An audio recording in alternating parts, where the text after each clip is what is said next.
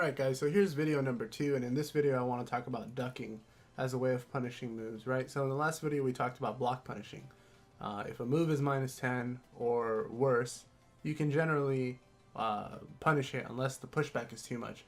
So here we have Lee Chow-Lan, right? And this is a move that I've recorded that a lot of Lee players, and I think Law has this move as well, they like to spam this move a lot. And if you don't know what you're dealing with, you're just going to end up blocking it all day, and the pushback is too much that you can't really do anything about it. It's like Lee's get off of me move, right? And a lot of low-level Lee players will spam this. So what move am I talking about? I'm talking about this. Back 2-1, I think. That. The frame data app tells us it's -10. But obviously, there's no way my jab is going to reach from this range. Right? No way. No matter how hard I try. Even if I dash in his face, it's not fast enough, right? So how do you beat this move? Well, if you look at the when he does the move, the training mode tells you it's a high-mid, right? Or mid-high, right? So what does that mean? It means when he does the high, you duck it. And then you launch his ass for it. So what you want to be doing is going into training mode, picking the character that you're fighting against or that you want to learn the matchup against or whatever, going through their strings, find the strings that people tend to abuse against you, and figure out, are they duckable? Can you duck this string? Is there a low there that's always going to happen?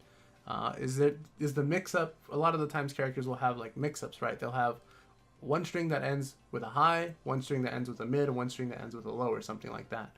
Now you have to ask yourself stuff like, okay, if I duck the high, I'm automatically going to block or low parry the low, right? Because I'm ducking.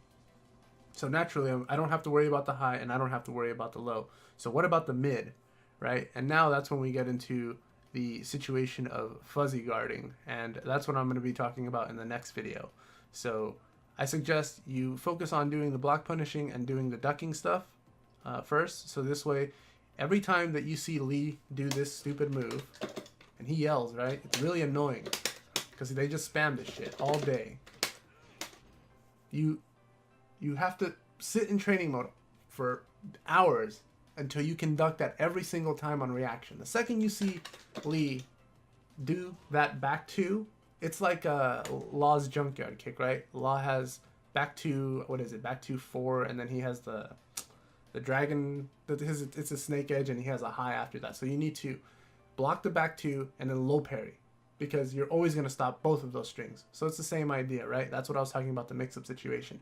But like I said, some strings have a mid also that you have to worry about, and that's what we're going to talk about in the next video. So practice block punishing, practice ducking, and then when you come back from that, after you spent like 72 hours in one day practicing that, now come back and then you're going to learn how to fuzzy guard in this game. So yeah.